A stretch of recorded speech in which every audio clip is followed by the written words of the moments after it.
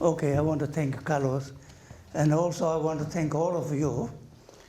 This is my actually third visit to this part of the world, and also I'm very honored and happy to talk mindfulness.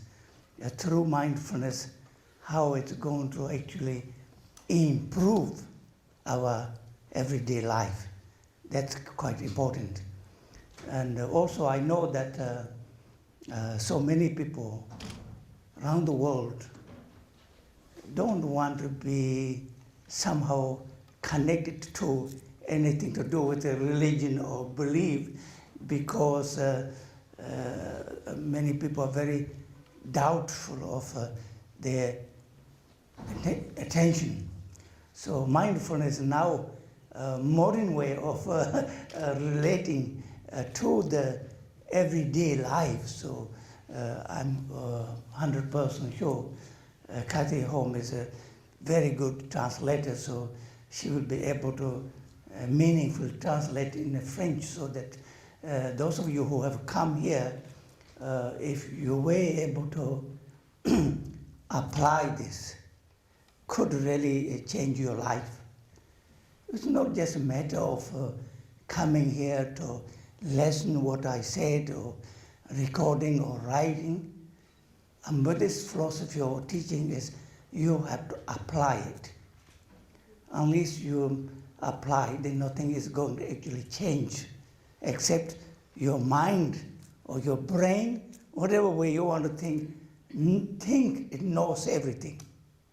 But sometimes there's so many people think they know everything, but they don't have the ability to cope and manage their life properly. So we as human beings, in many ways, we're supposed to be the most intelligent race in the planet Earth. So if we are supposed to be intelligent race in this part of the world, how come then that our all wish is the same? We all want to be very happy, very successful, very fulfilled. But how many of us can happily say that through a stage of development, modern civilization, instead of getting that joyful, happy, physically healthy, mentally sound fulfillment, it seems to be very difficult to get, because the stress people are put through, it's like too much challenge. You have not much time for yourself. When we get stressed, when we are not stable, if we're not calm, it doesn't matter how much you wish to be happy, it is impossible.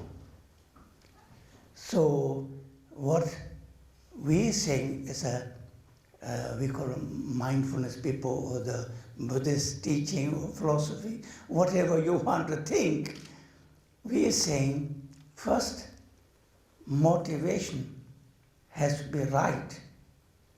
Our motivation should be to improve upon what we already have in our inner mind level. If we are unable to make that improvement or adjustment in our own state of mind, the physical comfort, what we see outwardly, say wealth, possession, power, they are very changeable, isn't it? Even all those dictators want to hold on their power, but how many of them manage to hold on to it? You can't succeed hold on to something forever. And even the recession has taught us that sometimes I'm thinking these very, very wealthy people who have billions of money to lose, they have more stress and they have more mental problem than those who don't have much money to worry. So it doesn't mean you can have a lot of money and you'll be stress-free. Money causes stress. Power causes stress, because when you're in a power, you want to maintain that position. But there are not many positions you can occupy, and so many people wanted that position.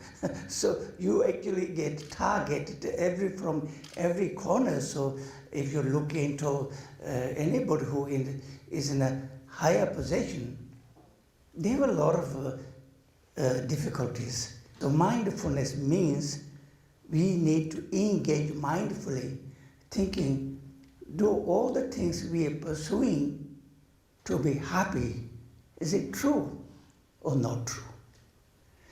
If it's true, then the Western civilized, who made so much progress in freedom to speak out, freedom to move around, if there's an abundance for educated people, having all this, why is that? Then Europe or Western people have the worst mental problem, emotional problem. So if you see that way, then pursuing that actually path makes meaningless, isn't it? Why do we pursue a path which is not actually delivering everlasting happiness or everlasting success? Always there's ups and downs and failure and success. So many people used to say it is a part of life. Sometimes we become so used to accept such simple scenarios, saying it's a part of life. But nothing is a part of life. We have a choice. So we as a human being must learn to make the right choice.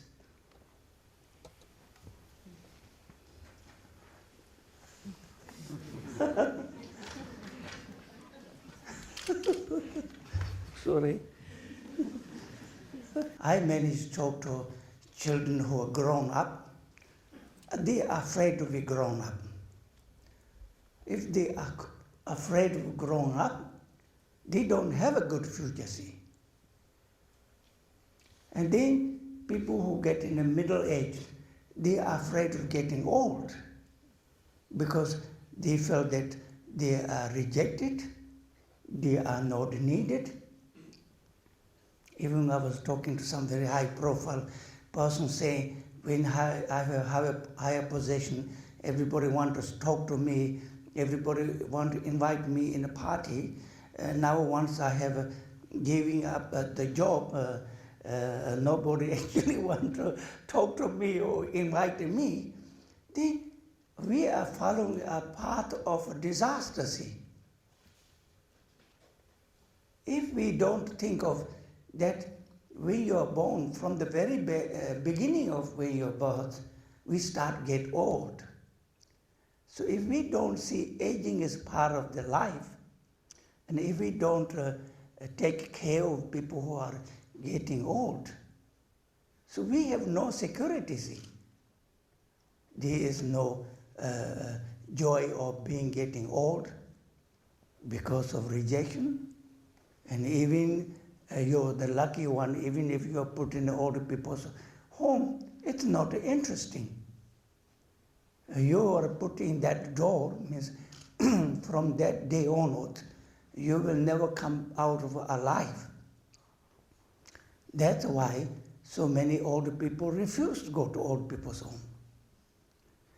It is time for we as human beings give the children a proper a starting point. Like if parents who want to have children, they should never be father and mother unless they have the stability and wisdom and actually total commitment to give those children a future. And there are many people who manage to bring children in the world. They are abused, they are mistreated. So when they grow up, how many aging people now need to go to psychiatrists and therapists? The people who are grown up with a lot of difficulty in young age, their whole life has been ruined already. So that's not a good beginning. So this is where the mindfulness comes. In Buddhism, what is the proper motivation? Proper motivation is saying, I want to be happy, just like I want to be happy. Everybody else wants happy. So therefore, I would prefer all of you to have happiness than me. My suffering is one suffering. All of your suffering is millions of suffering. So if you real follow the philosophy of Buddha's teaching, saying, I prefer to suffer for the sake of all of you. So we as a human being, through mindfulness, we know success or failure all depend on our stability of the mind, calmness, stability. And people who have a stability, calmness, wisdom, for these people, it's easy to forgive. For these people, it's easy to let go things. People who are not happy, stressed, unhappy, they don't have the wisdom, so they keep on grudges, they don't have the loving and the compassion to give to other people because they themselves are suffering. So I think if you really give enough time to think what makes you a wholesome person, when you are stable, when you are joyful, that very moment you feel, I am wholesome people. Otherwise, you could have many houses, but they're just empty houses. You're not happy in that empty, cool house. You could have a lot of money invested, but it's just number, just nothing more than number. You don't eat any better food than average people eat. You don't wear any better clothes than average people wear. So why do you actually completely submit yourself to the possession and the power and the wealth? According to Buddhism, it is totally greedy. Greedy means those things that are not actually necessary part of your life, but you can't stop chasing them. In return, you just suffer for no good reason. So it is like we really have to think, okay, old people, some people say, oh, I don't like old people. And old people think nobody likes us. But then we all get old, see. We as Yeshe, we as Lama, for me, every day is very precious to me. And if I'm able to remain 100 years, I'll be so happy for that. I will never be worrying getting old, see. I would like to get old with wisdom. Then sometimes I think, when your mind is not together, when there's not a full stability and calmness and wisdom, that way, even you have a lot of choices, you never manage to make the right choice. So we always keep the mistakes. So that's why so many marriage failure comes in Europe. If you have the wisdom and you choose who you want to be your partner, how could it can go wrong? But somehow there wasn't the stability and the calmness and the wisdom. So people seem to manage to pick up the wrong partner. So then as soon as you sort of go along with that person, then you see all the faults. So gaining stability, calmness, kind heart, forgiveness, working for the benefit of all being humanity is an essential part of our life. When we look into around the world, there are so many people being killed in the name of a belief system. There are so many people have been killed in the name of a different race and color. Yet, world is too small. We can fly from one corner of the world to other corner within 24 hours. And when we see people, whether you're black or white or brown or red, everybody is a very similar wavelength. We are all human beings. They all communicate, and they all have this need for friendship and happiness and fulfillment and joy. So mindfulness means we have to really engage properly, saying it's not time for destroying not only planet Earth, but destroying the human race. We have a responsibility.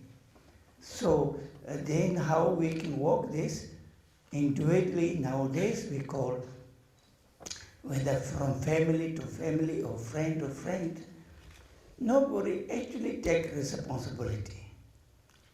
Always like to blame somebody else. And also when things even goes wrong, always point out somebody's fault, not my fault.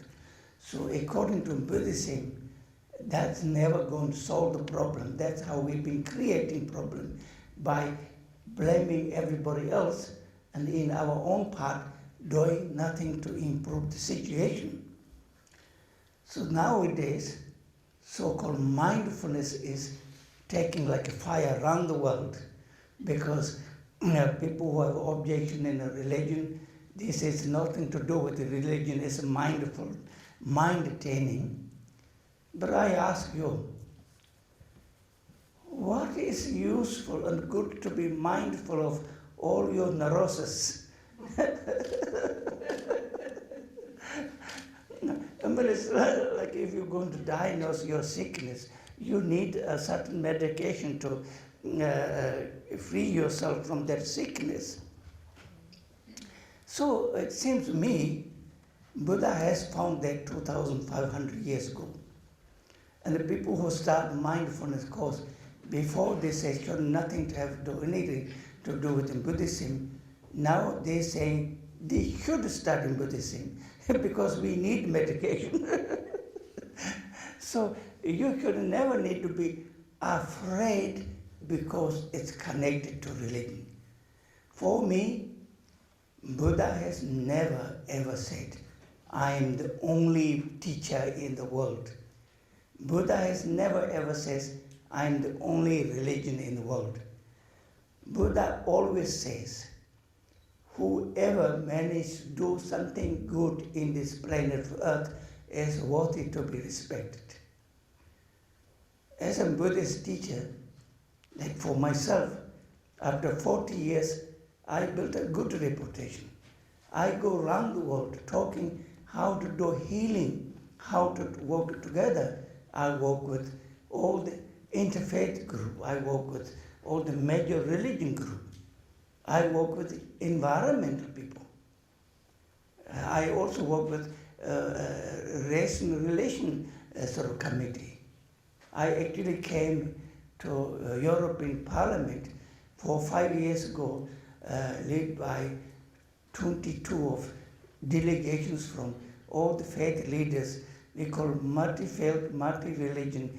How we can influence the European the institution. I visited 2 days there. So my message to around the world is, you don't need to be afraid because some help is coming from some sort of belief system. So long as it works for you, it frees you from your poisons. There is nothing wrong where the medication comes from.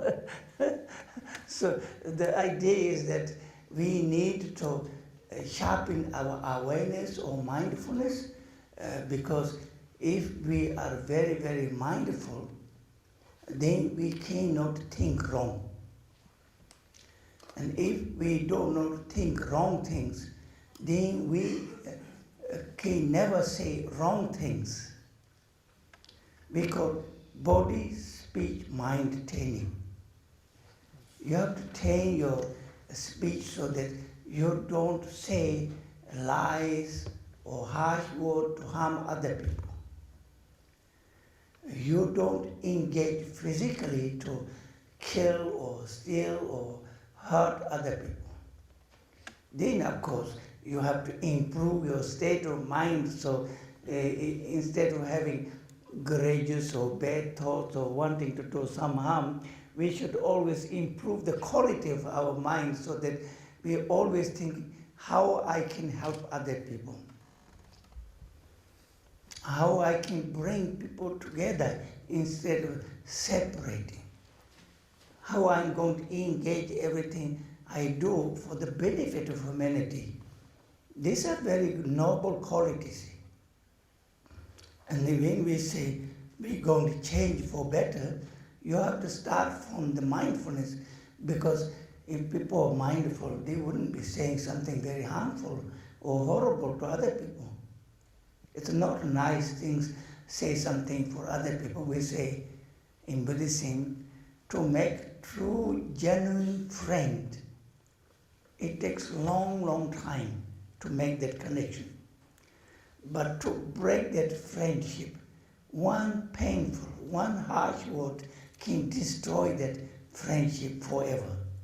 So you can see how important it is to learn to use appropriate language and useful language. But this requires mindfulness. Because when you look into the bigger rivers, brown, black, filthy color, stinking smell, you can't even drink from the water. That we have done it. How many of you really like to go out here and take fresh air, long for fresh air? You can't do anymore because it's polluted. Yes, we can't even take the fresh air properly. Like for me, each time I go to India, I almost die there. It's pollution does such harm. Then we say cause and effect, interconnectedness. A lot of you who are well off to do or what you think going to help your look, you do a lot of exercise, you do a lot of maintenance of your body. But for me, it's a car and engine business. You polish car, outwardly car looks all right, but if engine get rusted, car won't function. So why we lost wisdom is nobody is talking about how to actually work with your own mind, making sure you're free from stress. You have a positive mind. And then maybe less polishing is necessary because everything functions well. Otherwise, whether you're old or young, everybody, what's actually even spending $100,000 stretching your skin, still your body doesn't function. Age comes, so it's like total wastage of the money we have. Like say you're an old Lama like me. How old do you think I am? I'm 70 years old now. But still, you know, I have diabetes, I have high blood pressure. It doesn't bother me. I'm still happy. How can any one of you actually get better? I was going to hospital, you know. The diabetes people says, I felt so sorry for you. Now this will be forever. Where's hope? There's no hope. They don't give you hope. And they say, you better take this penicillin and put in your refrigerator, you might go into coma. Where is the hope? They're supposed to be the one who gives, say, oh, it doesn't matter, you stop eating sugar, you'll be better. I can tell you, people who have diabetes, it's deadly easy, I found. You stop eating sugar and you're free from diabetes. Yeah, because your temptation, your attachment, your desire for all the sweet food is responsible for diabetes. So if you renounce that, then where sugar comes from? Then you go to, like, say, people who they think they have some emotional problem. Instead of saying emotional, psychiatrists, therapists say, you have a mental problem. According to Buddhism, if there is no mind, how could you have a mental problem, see? Yes, you better find Buddhist philosophy, it will free you. Because mind doesn't exist means there's no mental problem. Yeah. Then people say, oh, you have a cancer or you have sickness. Instead of letting them to get along for better, whole family, whole world want to suffer for you, remind you how badly you are. We all feel sorry for you. So you never have a chance of getting better. Yeah. If you want to really someone to get better, it's like itching. If you have itching, stop doing this and the itching stops. Yeah, it's a good philosophy. It's a good philosophy. No, not only that, according to Buddha, every maybe within 100 days, entire our physical body completely transform into new. So skin get changed into new, bone get changed into new, the marrow bone get changed into new. So how could cancer can remain there forever when skin goes changed? So cancer, even cancer, I have many students who followed my philosophy. They're completely better. Yeah. You have to remember, if a skin cancer, if skin changes within 100 days, means cancer is gone with that. Or if bone cancer, if bone changes, bone, that sickness gone with that. Even a university in Oxford in America did the research. Many patients who got similar treatment. So, because Buddhism saying everything is mind, they treated one patient with the proper medication, one patient with no medication but telling that they are getting the treatment. And the end result was even better with that. So it shows you, it's not the medication what makes you change, it's your belief what makes you change. So one has to have a belief, but that has to be mindful enough to remember that is always remembering nothing remains something forever. Everything changes. So why do worry? I mean, we never think we are a different person every day, but we are a different person every moment. When you're conceived, it's like egg. When you're formed in the womb, it was like this. And when it came out, little eyes, little nose, and being gradually, it start to grow. Then you have what they call teenage, little toddlers to teenage, and the middle age and old. We are constantly changing. But nobody thinks that way, saying, I'm always me. Whoever thinks I'm changing person always think me, but you're not that little toddler. So this is how mindfulness actually is very useful, saying everything changeable means our even physical form changing every moment, every second. Kicking. Yes, kicking, especially what Eddie we call getting old means.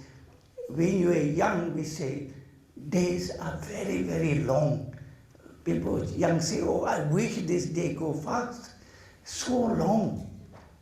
It's like that because you climb up to Mount Everest.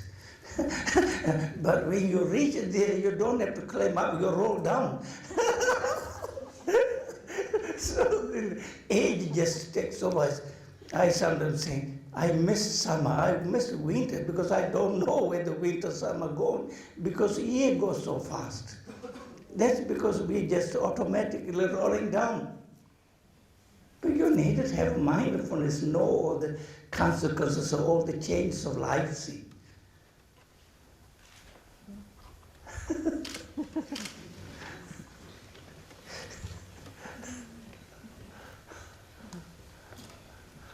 From today onward, you can say, I'm going to be very mindful to be kind and nice to my family. Those of you who have children, you say, from today onwards, I am going to bring them up with a lot of loving and caring so that they will manage their life better.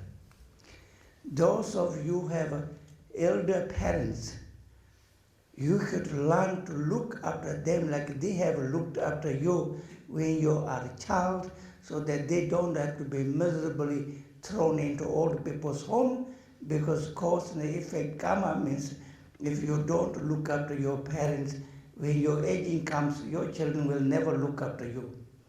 So principle number one is be responsible citizens.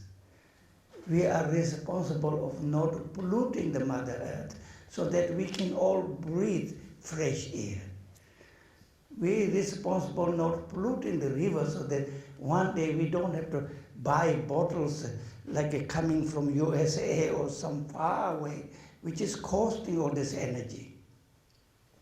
So like if everybody start to take responsibility, a positive way, then I assure you the planet Earth and mankind have a little bit chance of surviving much more longer than we are not caring nobody except selfishness, saying I am most important of all.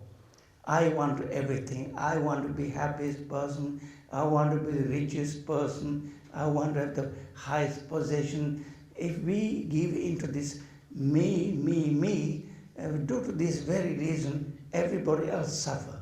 In the very beginning, every life form has equal opportunity, means there is always positive. Child doesn't born as a negative child. Child comes as very pure mind. So when we grow up, somehow we pick up habits from our parents and friends. So if you think you're not a kind person, you should stop believing yourself thinking that way. You should think, I can teach myself to be a kind person. So you will have to ask yourself whether all these belief systems are actually equipped to deal with the modern stress.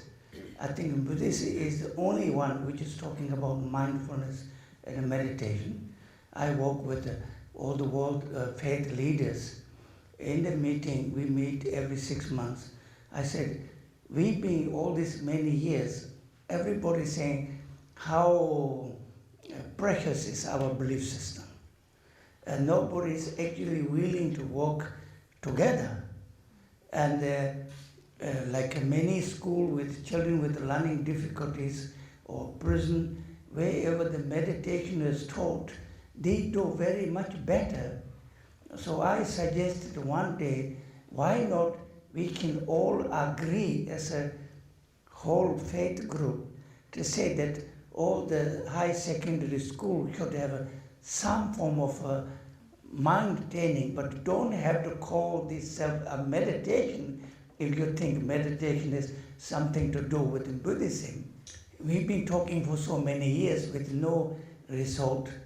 When I talk with interfaith gathering, they always say, oh, nobody shows interest to us, no newspaper comes, no television comes, we don't get to the world. I said, how can we get to the world? We haven't got any interesting to tell them. As far as me, I have all the publicity I ever want. Some evening, wherever I go, I have publicity. television coverage, newspaper coverage, because I actually work with the realities of life. So realities of life, if it's help, the faith or religion doesn't have to involve in a high school, secondary school. Let the children say you have to be calm, relaxed, and focus on your study, or learn to listen to what teacher is saying.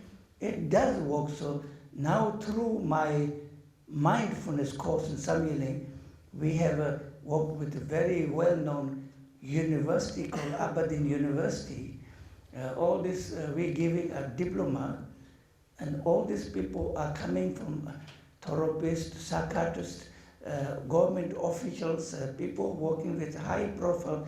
Everybody's coming there to learn. So in many ways, I am getting my message. Make peace, stop war, teach loving kindness. That should be teachings of all the belief systems. And especially if the belief system had to be protected by fighting, killing, forming organization, I can't see any good quality in that belief system. I think now time is running out, so I want to thank everybody coming here. And it's because Lama speaks whatever comes to his head, have no prepared what I'm going to talk, so if I said something which you don't appreciate or agree, don't need to take it home with you. You better leave it here. If I said something useful, please take it as my offering, so that your coming has been a useful one, hopefully. Thank you for coming.